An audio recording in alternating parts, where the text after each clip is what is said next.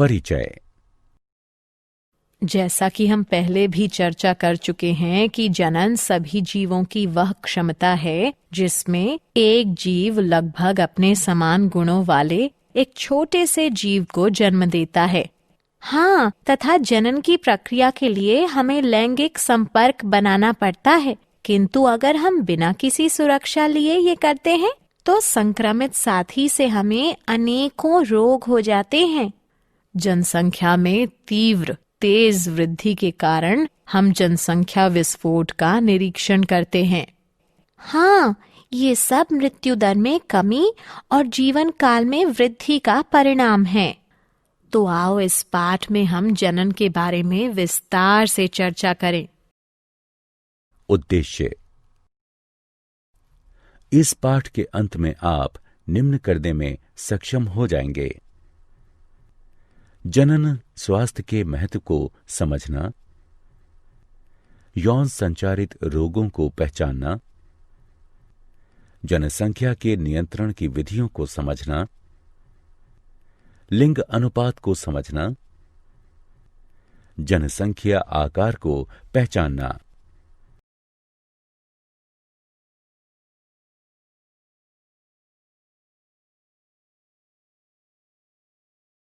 जनन स्वास्थ्य। जनन स्वास्थ्य सामान्य स्वास्थ्य के वे सभी पहलू हैं जो कि एक मनुष्य के सामान्य, सुरक्षित तथा संतुष्ट जनन जीवन को बढ़ावा देने में सहायक हैं।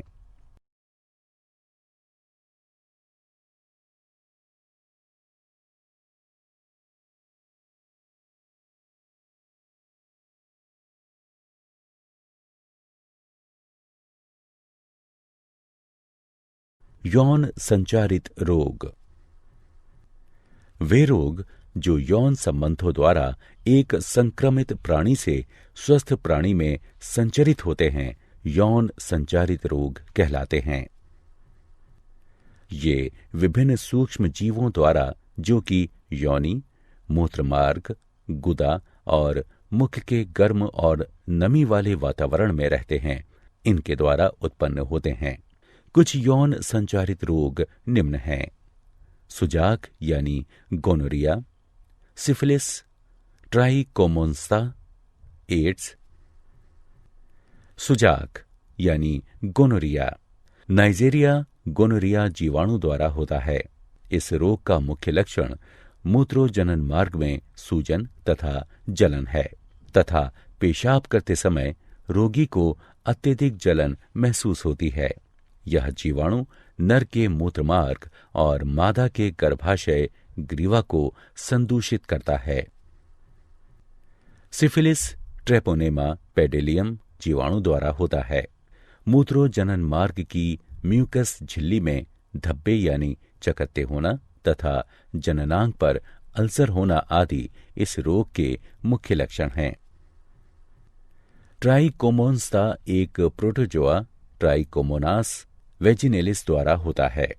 मादाओं के मूत्रोजनन मार्ग द्वारा कुछ योनिस्राव इस रोग का मुख्य लक्षण है।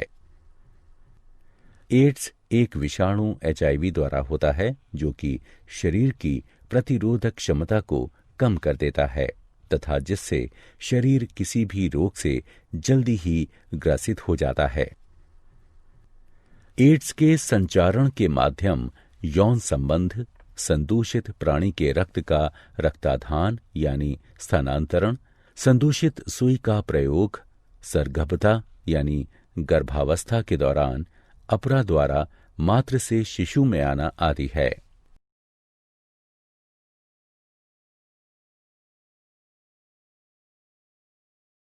जन्म नियंत्रण की विधियां। सगर्भता गर्भावस्था का नियंत्रण करने के लिए अनेक तकनीकियां विकसित की गई हैं। ये मुख्यतः 3 प्रकार की होती हैं: यांत्रिक अवरोधक विधि, रासायनिक विधि, शल्य क्रियात्मक विधि।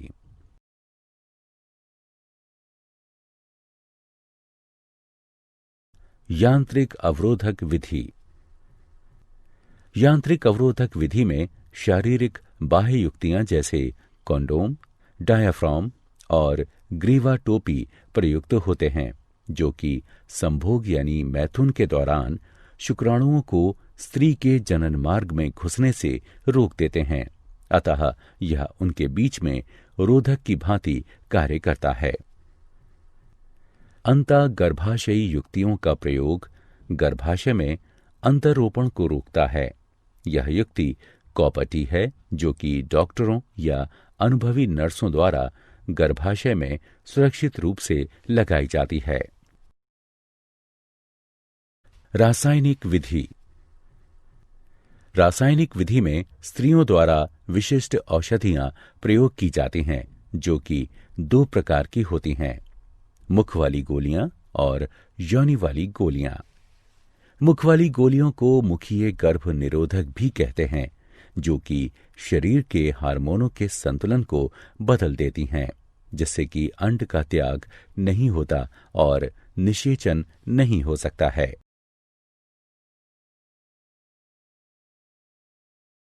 शल्य क्रियात्मक विधियां। शल्य क्रियात्मक विधियों में नरों में शुक्रवाहक के एक छोटे से हिस्से को काट या बांध दिया जाता है। इसे शुक्रवाहक उच्छेदन यानी वासेक्टोमी कहते हैं। अतः शुक्रवाहक रोधित हो जाता है। इस प्रकार शुक्राणुओं का स्थानांतरण रुक जाता है। मादाओं में अंडवाहिनी नलिका शल्य क्रियाओं के द्वारा काट या बांध दी जाती है। इसे नलिका उच्छेदन यानी ट्यूबेक्टोमी कहते हैं। अतः अंड गर्भाशय तक पहुंचने में सक्षम नहीं होता है तथा इस प्रकार निषेचन नहीं हो पाता है। लिंग अनुपात। एक जन समुदाय में मादा तथा नर की संख्या का अनुपात ही लिंग अनुपात कहलाता है। एक स्वस्थ समाज के लिए मादा नर का अनुपात बनाए रखना अत्यंत आवश्यक है। कन्या भ्रूण हत्या के कारण हमारे समाज के कई हिस्सों में कन्या शिशु लिंग अनुपात का गिरना एक चिंता का विषय है। इसलिए जन्म से पहले भ्रूण के लिंग का पता लगाना एक कानूनन अपराध माना गया है। जनसंख्या का आकार। जनन की सहायता से जीव अपनी जनसंख्या में वृद्धि करते हैं। एक निश्चित जनसंख्या में जन्म तथा मृत्यु की दर जनसंख्या का आकार निर्धारित करती है। जनसंख्या में वृद्धि तब होती है जब जन्म दर मृत्यु दर से अधिक होती है।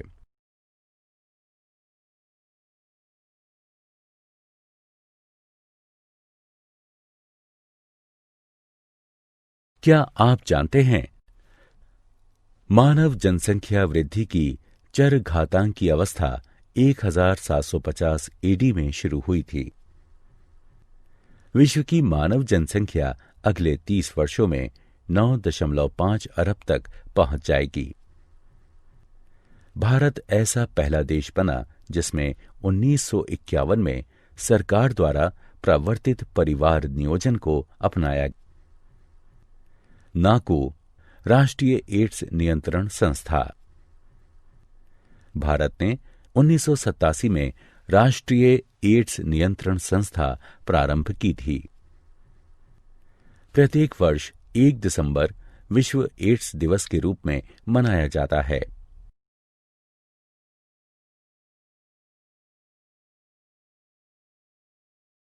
सारांश। आइए हमने जो कुछ सीखा है उसे संक्षेप में दोहराएं। मानव जनसंख्या में तीव्र वृद्धि जनसंख्या विस्फोट कहलाती है। इसका मुख्य कारण मृत्यु दर में तीव्र गिरावट और जीवन दर में तीव्र बढ़ोतरी होना है।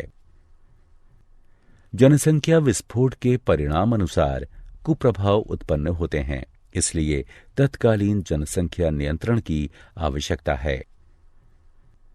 जनसंख्या वृद्धि परिवार नियोजन कार्यक्रमों के द्वारा रोकी जा सकती है, जिसके अंतर्गत विभिन्न प्रकार के यांत्रिक, रासायनिक, शल्य क्रियात्मक और प्राकृतिक विधियां आती हैं। यौन संचारित रोग असुरक्षित यौन क्रियाओं के दौरान संचारित होते हैं। एड्स, क्लैमिडिएटा, सुजाक यानी गोनोरिया, सिफिलिस, हेपेटाइटिस बी, जननिक परिसर्प यानी जेनाइटल हर्पीज और ट्राइकोमोनास्ता आदि कुछ सामान्य यौन संचारित रोग हैं। जीवन साथी के साथ वफादारी निभाकर तथा समलैंगिकता, वैश्यावृत्ति तथा अनेक लोगों के साथ सेक्स करने को रोककर इन्हें प्रबंधित तथा नियंत्रित किया जा सकता है।